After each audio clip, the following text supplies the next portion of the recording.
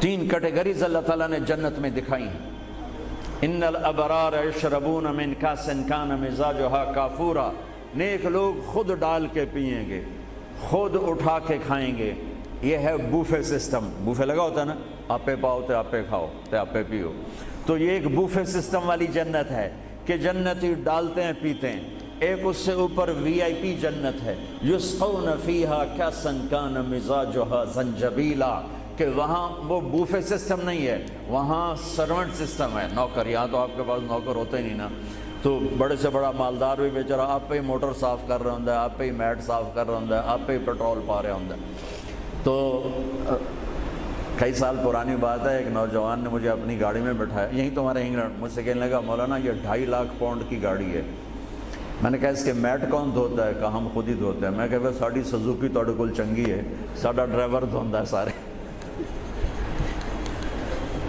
تو یسقون فیہا کاسا کان مزاجھا زنجبیلا، ایک وی آئی پی جنت ہے جہاں پلانے کے لیے نوکر ہوں گے، جہاں پلانے کے لیے فرشتے ہوں گے، جہاں پلانے کے لیے جنت کی لڑکیاں ہوں گی۔ میرے نبی کا فرمان ہے جنت کی لڑکی 7 سمندر میں تھوک ڈالے۔ میرے کتنے سمندری سفر ہوئے، ہر سفر میں یہ حدیث یاد کرتا ہوں تو پاگل ہو جاتا ہوں۔ سمندر 7 سمندر میں جنت کی لڑکی تھوک ڈال دے تو میرے نبی کا فرمان ہے سارے سمندر کا پانی شہد سے زیادہ میٹھا ہو جائے گا۔ لکان ماء احلی من العسل، وہ کیا چیز ہے؟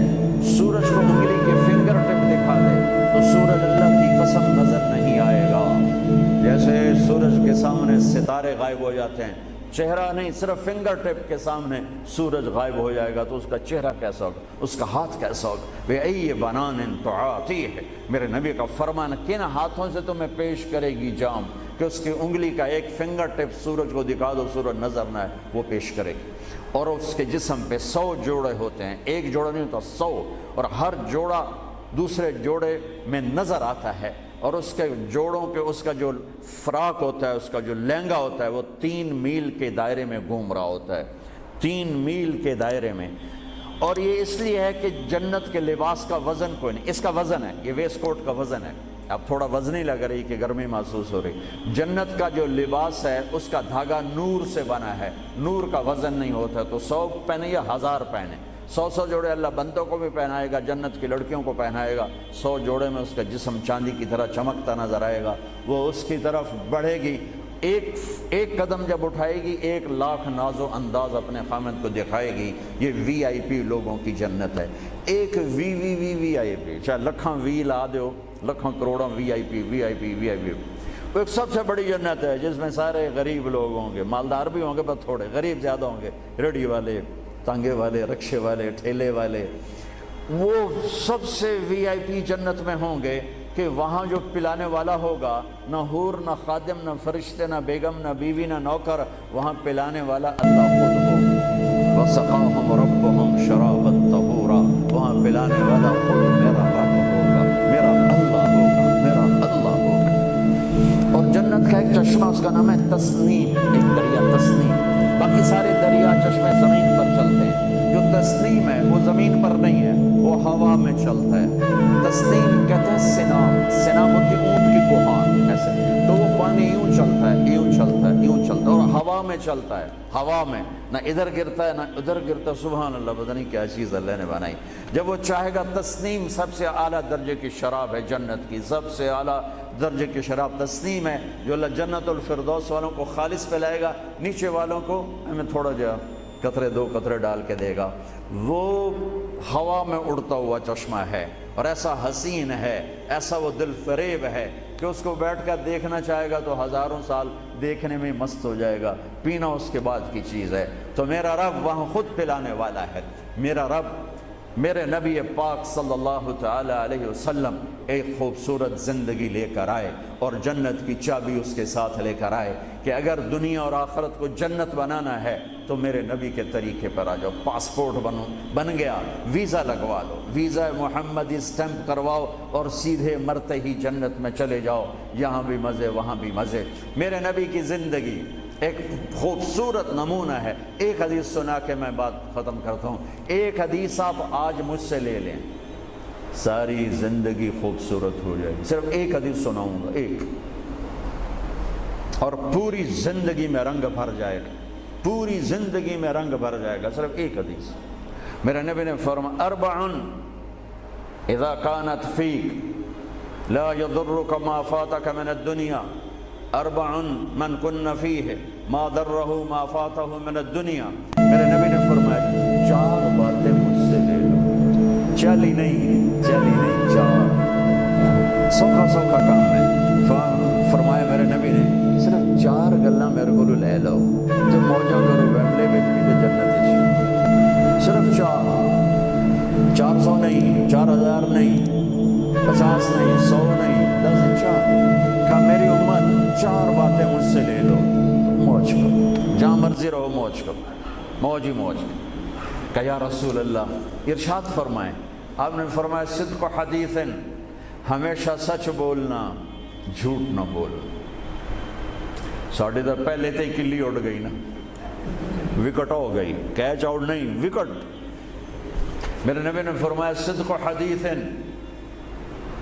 سچ بولنا, جھوٹ نہ بولنا. حفظ امانت, کبھی کسی کو دھوکہ نہ دینا, کبھی کسی کے ساتھ 2 نمبری نہ کرنا, ہمیشہ دیانتداری کے ساتھ چلنا, ہمیشہ دیانتداری کے ساتھ چلنا, کسی کو دھوکہ نہ دینا, کسی کے ساتھ فراڈ نہ کرنا. میرے نبی نے فرمایا ایک اور حدیثات جو یہ 2 صفتوں کی وضاحت کے لیے, صدق اور امانت, سچائی اور امانت داری. آپ سب ماشاءاللہ جانتے ہیں کہ ہمارے نبی کو کافروں نے جو ٹائٹل دیا وہ صادق اور امین کا دیا. اگر آپ مجھ سے سوال کریں اسلام کو 2 لفظوں میں سمجھاؤ تو میرے پاس جو 2 لفظ ہیں وہ علماء نے بتائے ہیں, سچائی اور امانت داری, دیانتداری.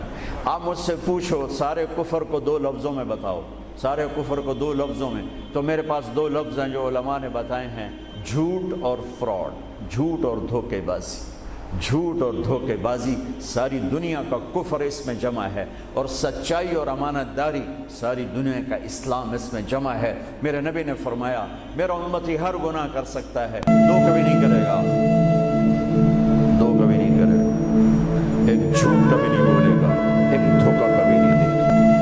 لیکن میں درد سے کہتا ہوں مسلمان نام ہی جھوٹے کا پڑھ ہے, اور فراڈیا ہی مسلمان ہے, اور جھوٹا ہی مسلمان.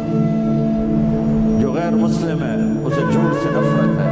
ہم کلمہ پڑھنے والے رج کے ٹکا کے جھوٹ بولتے ہیں, ٹکا کے دھوکہ دیتے ہیں. اسے موت ہے ہی نہیں, جب موت کے بعد کوئی پوچھنے والا نہیں ہے.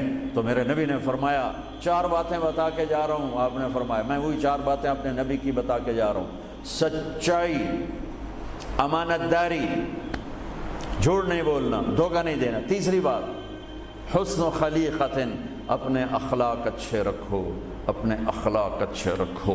معاف کرنا بھی سیکھو, معافی مانگنا بھی سیکھو, درگزر کرنا بھی سیکھو, اور جھکنا بھی سیکھو.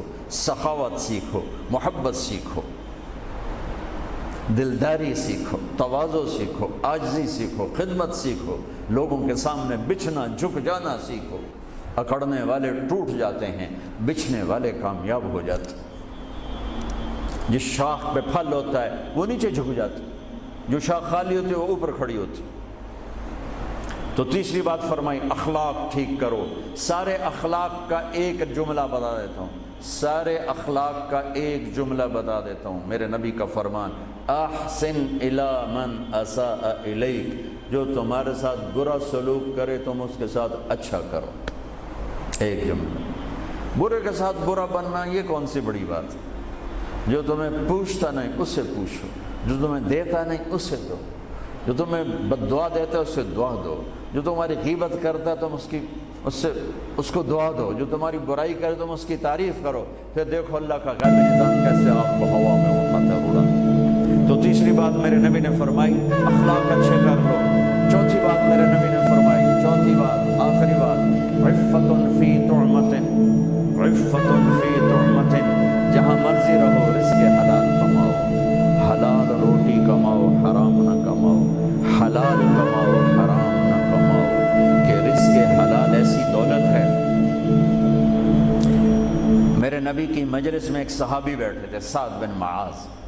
آپ کی نظر ان کے ہاتھوں پر پڑی تو وہ بڑے سخت، جیسے مزدوروں کے ہاتھ ہوتے ہیں، لوہے کی طرح۔ تو آپ نے ان سے پوچھا، سعد یہ تیرے ہاتھوں کو کیا ہوا ہے؟ کہ یا رسول اللہ میں بچوں کے لیے روٹی کماتا ہوں اور اس کے لیے دہاڑی کرتا ہوں، مزدوری کرتا ہوں، تو اس سے میرے ہاتھ سخت ہو گئے ہیں، تو آپ مجھے دیکھو۔ آپ نے ان کا ہاتھ پکڑا اور ایسے بوسہ لیا سب کے سامنے اور فرمایا بچوں کو حلال کھلاتے ہوئے، حلال حلال، شراب بیچ کے نہیں، جوا چلا کے نہیں، بچوں کو حلال کھلاتے ہوئے جو ہاتھ ایسے ہو جاتا ہے اس پر دوزخ کی آگ حرام ہو جاتی ہے۔ ایک حدیث بھائیو لے لو، میں لے لوں، میں بولنے والا بھی محتاج ہوں، آپ لے لیں، آپ سننے والے بھی محتاج ہیں۔ اللہ کی قسم دنیا بھی ہماری بن جائے گی، آخرت بھی بن جائے گی۔ تبلیغ کا کام ان خوبصورت صفات کو سیکھنے کی محنت ہے۔ آپ سب سے گزارش کرتا ہوں کہ اور زیادہ نہیں تو مہینے میں 3 دن ضرور آپ جایا کریں تبلیغ کے ساتھ، انشاءاللہ اس سے آپ کو بہت فائدہ ہوگا، بہت خوبصورت زندگی نصیب ہوگی۔ اور آخری بات یہ کہتا ہوں، اگر آپ کسی سے لڑے ہوئے ہیں تو اٹھ کے صلح کر لیجیے۔